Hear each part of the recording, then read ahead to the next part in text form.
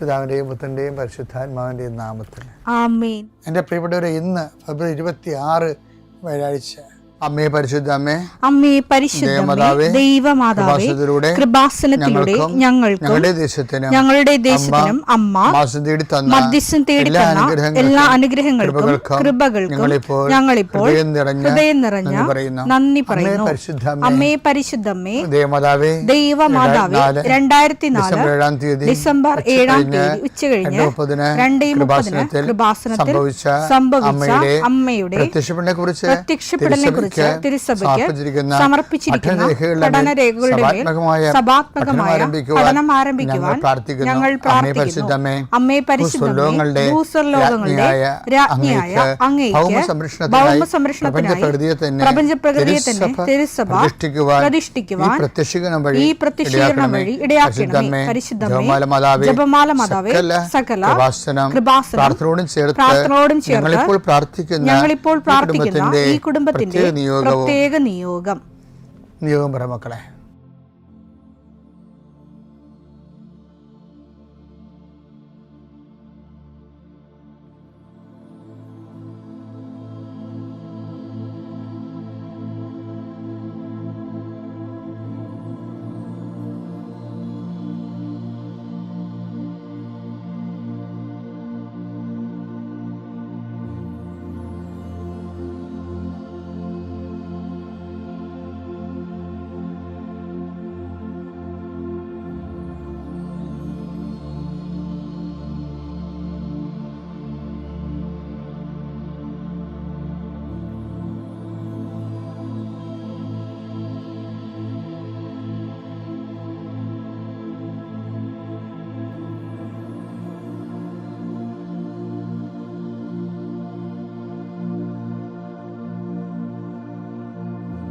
അമ്മയുടെ പ്രത്യക്ഷീകരണത്തിന്റെ ഈ അനുഗ്രഹവേളയിൽ ഞങ്ങൾക്ക് സാധിച്ചു തരുവാൻ കനിയണമേ. ആമേൻ. വിശ്വാസ പ്രമാണം.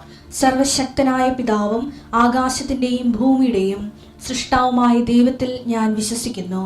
അവിടുത്തെ ഏകപുത്രനും ഞങ്ങളുടെ കർത്താവുമായ ഈശോമിശിഹായിലും ഞാൻ വിശ്വസിക്കുന്നു.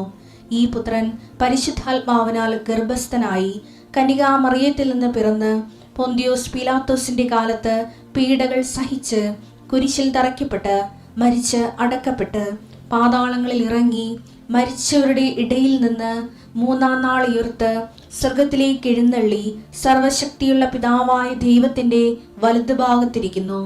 അവിടെ നിന്ന് ജീവിക്കുന്നവരെയും മരിച്ചവരെയും വിധിക്കുവാൻ വരുമെന്നും ഞാൻ വിശ്വസിക്കുന്നു. പരിശുദ്ധാത്മാവിലും ഞാൻ വിശ്വസിക്കുന്നു.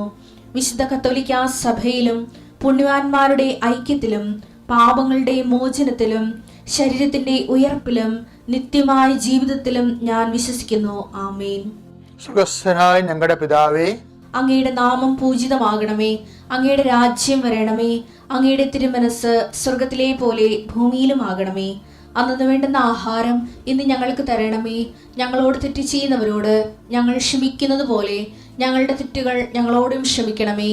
ഞങ്ങളെ പ്രലോഭനത്തിൽ ഉൾപ്പെടുത്തരുതേ, തിന്മയിൽ ഞങ്ങൾ രക്ഷിക്കണമേ. ആമേൻ. നന്മ നിറഞ്ഞ മറിയമേ, സ്വസ്തി.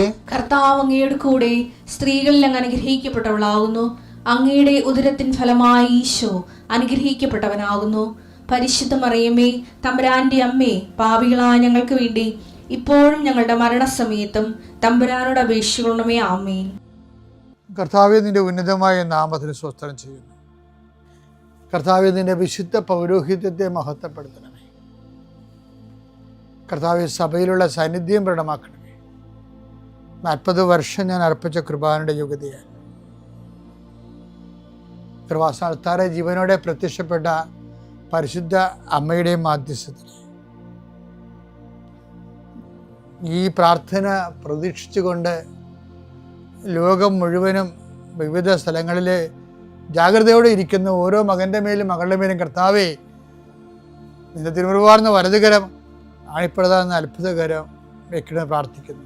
എൻ്റെ പ്രിയപ്പെട്ട മക്കളെ, 7 ഗോൾഡൻ ലെറ്ററിൽ എഴുതി അച്ഛനെ ഈശോ കാണിക്കുന്നുണ്ട്. 7 ബന്ധപ്പെട്ട് തീർച്ചയായിട്ടും കർത്താവ് നിങ്ങൾ അനുഗ്രഹിക്കുമെന്ന് എനിക്ക് ഉറപ്പാണ്. അപ്പോൾ 7 അനുഗ്രഹം കിട്ടിയാൽ ഇൻ്റർവ്യൂ ആകാം, ടെസ്റ്റ് ആകാം, ജോലിയാകാം, PR ആകാം, ഇനി എന്താണ് നിങ്ങൾ ഇത്രയും നാൾ ആശിച്ചിരുന്നത്, അതിനുള്ള തീരുമാനമാകാം, അതിൻ്റെ വിടുതലാകാം. എന്തായാലും നിങ്ങൾ സാക്ഷ്യം പറയണം. കർത്താവേ, ഇങ്ങനെ ഇതുപോലെ തന്നെ ഓരോരുത്തർക്കും കർത്താവെ അങ്ങ് സന്ദേശം കൊടുക്കണമെന്ന് പ്രാർത്ഥിക്കുന്നു. മനുഷ്യൻ്റെ ജീവിതത്തിൽ ഒത്തിരിയേറെ വേദനകൾ, ഭാരങ്ങൾ, അവർക്ക് സ്വന്തമായിട്ട് പരിഹരിക്കാൻ പറ്റാത്ത വിഷയങ്ങൾ, നന്നായി വിശ്വസിക്കാൻ പോലും പറ്റാത്ത ആൾക്കാരുണ്ട്, വെടിപ്പായിട്ട് പ്രാർത്ഥിക്കാൻ പറ്റാത്ത ആൾക്കാരുണ്ട്. അവരെല്ലാം കർത്താവ് ഈ നിമിഷം ആശീർവദിക്കട്ടെ.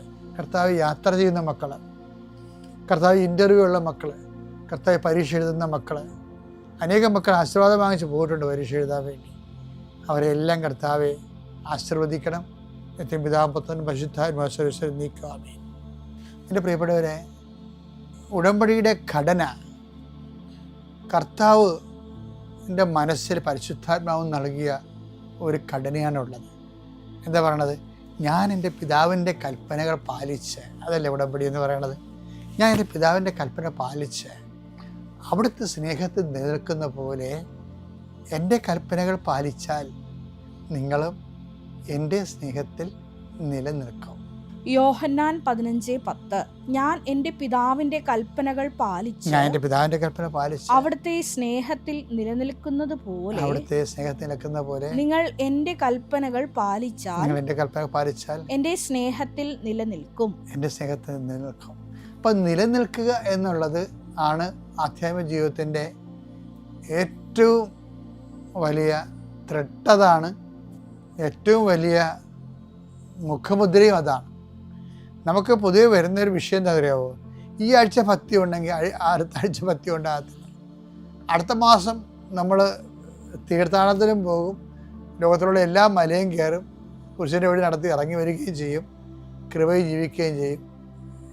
നോൻപ് കഴിയുമ്പോൾ ഇല്ലേ, പുതു ഞായറാഴ്ചയും കഴിഞ്ഞ് കഴിഞ്ഞാൽ പിന്നെ മനുഷ്യൻ പിന്നെ ഗ്രാഫ്, ആധ്യാത്മിക ഗ്രാഫ് താഴെ പോകും, ചിലപ്പോൾ ഗ്യാപ്പും വരും. നിങ്ങൾ ഒരു മല കയറണ നല്ലതല്ലേ, ഞാനും കയറുന്ന ആളാണ്. പക്ഷേ ഒരു മലയും കയറിയില്ലെങ്കിലും ശ്രദ്ധിക്കേണ്ട ഒരു കാര്യം എന്ന് അറിയാമോ? ദൈവ ആ മനുഷ്യ ബന്ധത്തിൽ ഗ്യാപ്പ് വരാതിരിക്കാൻ നോക്കണം. എന്താ ഈശോ പറയണത്? നിലനിൽക്കണം എന്ന് പറഞ്ഞ വാക്കതാണ് 15:10. എന്താണ്? ഞാൻ എൻ്റെ പിതാവിൻ്റെ കൽപ്പന പാലിച്ച് അവിടുത്തെ സ്നേഹത്തിൽ ഗ്യാപ്പില്ലാതെ, വിള്ളലില്ലാതെ, കണ്ടിന്യൂസ് ആയിട്ട് പിന്തുടർന്നുകൊണ്ട് നിലനിൽക്കുന്നത് പോലെ. നമ്മൾ ഒത്തിരി പീക്കിലേക്ക് പോയില്ലെങ്കിലും ദൈവമായിട്ടുള്ള ആ ബന്ധം അത് ഒത്തിരിയേറെ നിമ്നോന്നതങ്ങൾ ഇല്ലെന്നുണ്ടെങ്കിലും ഒരു ബേസിക്കായിട്ട് ദൈവമായിട്ടുള്ള ആ നിലനിൽപ്പ് സൂക്ഷിക്കുന്നത് എൻ്റെ ഗുണം എന്ന് വെച്ച് കഴിഞ്ഞാൽ, നിലനിന്ന് കഴിഞ്ഞാൽ ഉള്ള ഗുണം എന്നറിയാമോ? ഞാൻ എൻ്റെ പിതാവിൻ്റെ കൽപ്പനകൾ പാലിച്ച് അവിടുത്തെ സ്നേഹം നിലനിൽക്കുന്ന പോലെ എൻ്റെ കൽപ്പന പാലിച്ചാൽ നിങ്ങൾ എൻ്റെ സ്നേഹത്തിൽ നിലനിൽക്കും. അങ്ങനെ കണ്ടിന്യൂഷനായിട്ട് നിലനിന്ന് കഴിഞ്ഞാൽ ഉണ്ടാകുന്ന ഉടമ്പടിയുടെ ഗുണവധാനം. ഉടമ്പടി നിങ്ങളെ കണ്ടിന്യൂറ്റി ഉറപ്പ് വരുത്തും. കണ്ടിന്യൂറ്റി ഇല്ലേ, തുടർച്ച ഉറപ്പ് വരുത്തും. കാര്യം എന്താണ്? അതിൻ്റെ ചുറ്റവട്ടങ്ങളും ആചാര അനുഷ്ഠാന ക്രമങ്ങളും സുവിശേഷ സാക്ഷ്യങ്ങളും എല്ലാം കണ്ടിന്യൂസ് ആയിട്ട് പോകുന്ന കാര്യങ്ങളായതുകൊണ്ട് അത് ഉറപ്പ് വരുത്തുമ്പോൾ എന്ത് സംഭവിക്കും? 15:7 സംഭവിക്കും.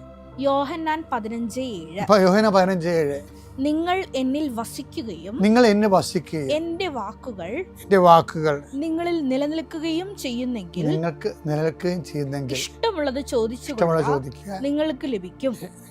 അപ്പം നിലനിൽക്കുക എന്നുള്ള വാക്കുണ്ട് അവിടെ. 2 സ്ഥലത്തുകൊണ്ടേ 15:10 നിലനിൽപ്പുണ്ട്. എന്താണ്? ഞാൻ എൻ്റെ പിതാവിൻ്റെ കൽപ്പന പാലിച്ച് അവിടുത്തെ സ്നേഹം നിലനിൽക്കുന്നത് പോലെ എൻ്റെ കൽപ്പന പാലിച്ചാൽ നിങ്ങൾ എൻ്റെ സ്നേഹം നിലനിൽക്കും. ഇപ്പോഴെന്താ 15:7 പറയണത്? നിങ്ങൾ എന്നിൽ വസിക്കുകയും, എൻ്റെ വാക്കുകൾ നിങ്ങളിൽ നിലനിൽക്കുകയും ചെയ്താൽ ഇഷ്ടമുള്ളത് ചോദിച്ചുകൊള്ളുക, നിങ്ങൾക്ക് ലഭിക്കും. അപ്പം നിലനിൽപ്പ് ഒരു പ്രശ്നമാണ്, ഗ്യാപ്പ് ഉണ്ടാകരുത്. അതുകൊണ്ടാണ് ഉടമ്പടി ഗ്യാപ്പ് ഉണ്ടായിക്കഴിഞ്ഞാൽ പിന്നെ ഞാൻ പോലും ആൾക്കാരെ കാണത്തില്ല. എന്താ കാര്യം? അതായത് ഒരു ഉടമ്പടിയിലല്ല. ഉടമ്പടിയിലാണെങ്കിൽ അവരെ കാണാൻ എളുപ്പമാണ്. നമുക്ക് ചുമ്മാ കാര്യങ്ങൾ കേട്ട് കർത്താവിൻ്റെ നാമത്തിൽ പ്രാർത്ഥിച്ച് മാതാവിൻ്റെ മധ്യസ്ഥ വെച്ച് കഴിഞ്ഞാൽ തന്നെ വിഷയം ശരിയാകും. പക്ഷെ അവർ ഉടമ്പടിയിലല്ലെങ്കിലോ, കാര്യം ഉടമ്പടി പ്രകാരം ജീവിക്കുമ്പോഴാണ് നിങ്ങൾ എൻ്റെ വാക്ക് കേൾക്കുകയും ഞാൻ നിങ്ങൾ വസിക്കുകയും ചെയ്യുന്നെങ്കിൽ ഇഷ്ടമുള്ള ചോദിക്കാൻ പറഞ്ഞു. അപ്പോൾ നമുക്ക് പ്രശ്നമൊന്നുമില്ല, പ്രാർത്ഥനയ്ക്ക് തടസ്സമില്ല, ഇഷ്ടമുള്ള നമുക്ക് ചോദിക്കാം. പക്ഷേ ഗ്യാപ്പ് ഉണ്ടാകരുത്. അത് പ്രത്യേകം ശ്രദ്ധിക്കണമെന്ന് ഈ സമയത്ത് നോയമ്പ് കാലത്ത് പ്രത്യേകം ഓർപ്പിക്കുകയാണ്.